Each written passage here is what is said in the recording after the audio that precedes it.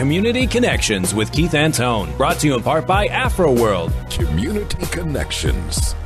Here's Keith Antone, your host of Community Connections, the weekly talk show that includes local and national newsmakers on Praise 95.1.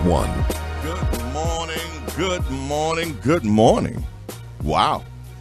It is Saturday, February the 2nd, 2019. So glad to be along with you on this Super Bowl weekend. Of course, the St. Louis Rams and the New England Patriots will take the field. And who you got? Who you got, Max? Well, first of all, it's not the St. Louis Rams. They're the Los Angeles Rams. Yeah, but you said St. Louis Rams. But I want them to be the St. Louis Rams now that they're winners. I couldn't care less, so I won't be watching. Yeah. Well, a lot of mixed emotions here in St. Louis now that they're out there. They hate Stan Kroenke, the owner of the Rams, and I see where Brown and Crouppen has even bought commercials to run during the Super Bowl to tell Stan that he hates him. But that'll be interesting. So that's Super Bowl weekend in Atlanta. Atlanta's a fun city anyway. Anyway, we opened at the top of the hour with the Marvin Gaye National Anthem, and there's a reason for that because our next guest happens to be a playwright, and then she turned her play about Marvin Gaye into a book, and now she can add author as well as a legendary radio personality in this city, Edie B. or Edie Anderson, since she's been married for her married name, but her radio name was Edie B. And she is a legendary radio personality, and so we wanted to open up with that version. I was in a restaurant last week, and Diner's Delight, and so the argument broke out on what is the absolute best national anthem, because that's a big thing for all sporting events. They sing the national anthem, and of course, when you get on the stage of the Super Bowl, I think Gladys Knight is singing the national anthem tomorrow. So we'll see how she does. But certainly, Marvin Gaye did his version at the NBA All-Star game. I think it was in '84. I can't remember the exact year, but I'm sure Edie B will know. He did his version. And, of course, Whitney Houston's national anthem. So we were arguing about which version of the national anthem was the absolute best. So you just heard the Marvin Gaye. At the 9 o'clock, at the top of the 9 o'clock hour, we're going to play the Whitney Houston national anthem. And then we'll give you an opportunity to call in and tell us which one you like. It may not be either one of those. But anyway, we'll open up the lines and do some open line conversation in the 9 o'clock hour. Our number, you can lock it in your phone, is 888-359-9510. 888-359-9510. That's in the 9 o'clock hour. So here we go with Edie B. Edie Anderson. Edie, good morning. Welcome back to Community Connections.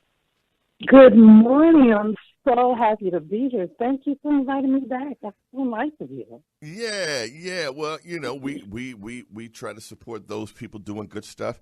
So let's go back. Last year, you wrote the Marvin Gaye play. Talk about what inspired you to do that. What inspired me to do the Marvin Gaye play? Mm-hmm. Actually, I've been knowing about the story for a long, long time.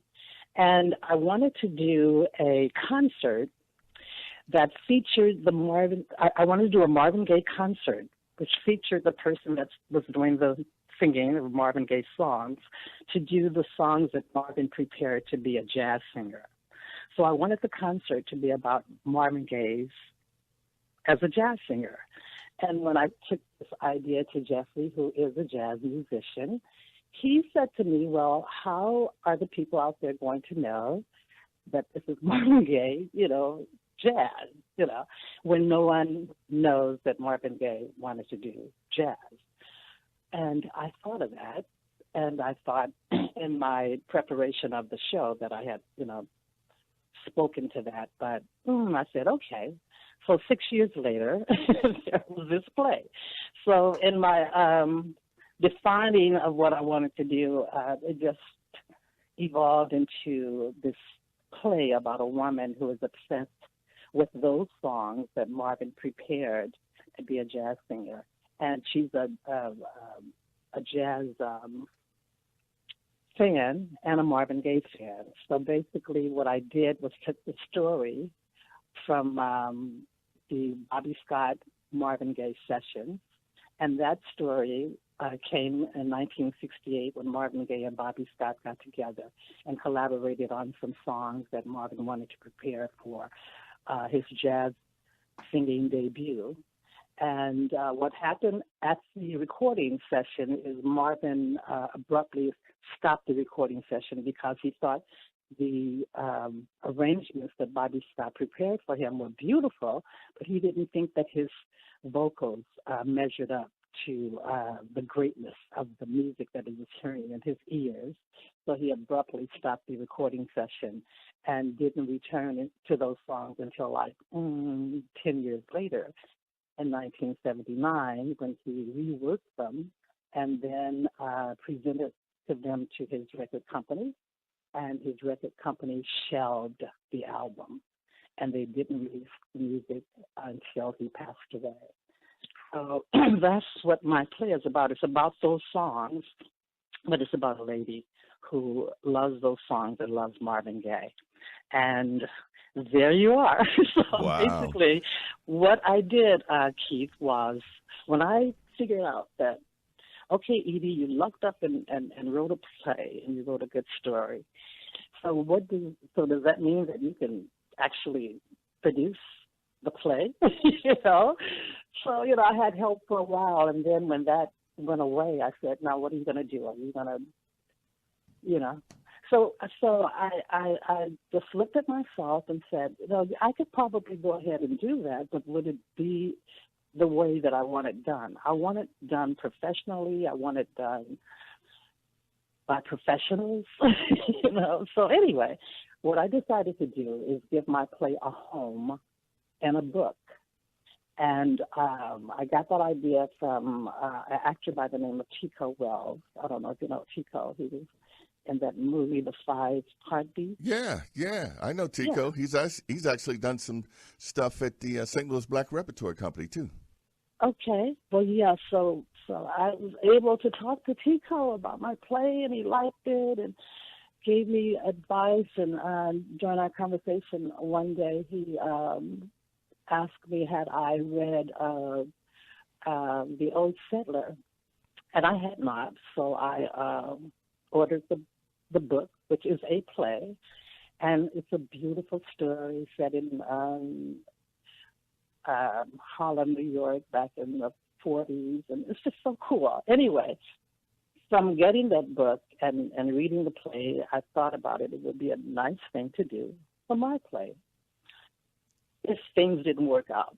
So basically, what I've done is put the play in a book form, and it will be out.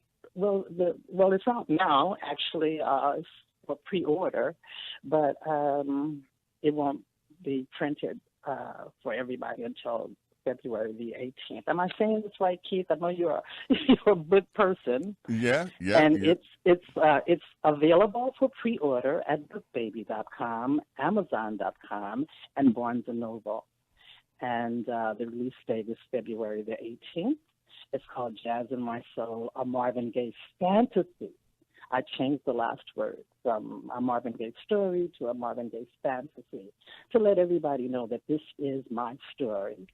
And although it's based on some true facts, but, I just wanted to put a spin on it that way. And so February 18th is the release date, and we follow each other on Facebook, and I saw it, and I was so excited for you because now you can add from legendary radio personality to playwright, and you now have author, and that's just like so totally awesome. Congratulations. And anytime you got anything going on, anything positive, just make sure And that's all you have done all your life is good stuff, and I appreciate you. Absolutely. There's nothing positive about me or you. Yeah. And looks like you are going to be my go-to guy, Keith. Thank you so much. Yes. So how can people follow Edie B on social media? On social media, you can check out Jazz in My Soul, a Marvin Gaye story on Facebook.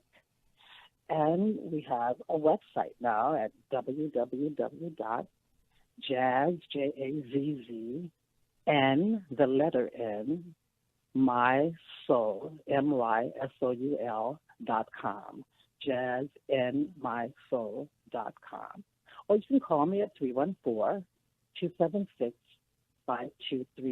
Remember last time I couldn't remember my phone number? It happens to the best of us. This is live radio. I've got a little better now. You know, by you seeking me out like this and making yourself the first person that I talk to when I'm coming out like this, you help me for what's coming next. So Yes. I appreciate that. All right. Well, And thank you know what? Wait a minute. Before we leave, I want to thank all of your listeners for supporting me for our reading that we did back in April at the Word of Shaw. I want to thank all of my friends and supporters in St. Louis, and all of you who haven't supported me, please do. And please, because for one thing, it's a great story. And if you love Marvin Gaye, you will love this story. And I think it's a good thing because Marvin Gaye was a child prodigy, and a lot of things is happening these days with the music in schools and taking away a lot of music from our grade schools, and I don't think that's a good thing. And I think one of the things that this play will do is to prove that you should start your kids at an early age, because both Bobby Scott and Marvin Gaye started at like 4 years old in their quest for music. So it's a good thing, and it's a good thing that you are there for me, and I appreciate it. Thank you so much. All right. God bless you. Take care, Edie B. Okay. All right. This is Community Connections. Listen, it would be hard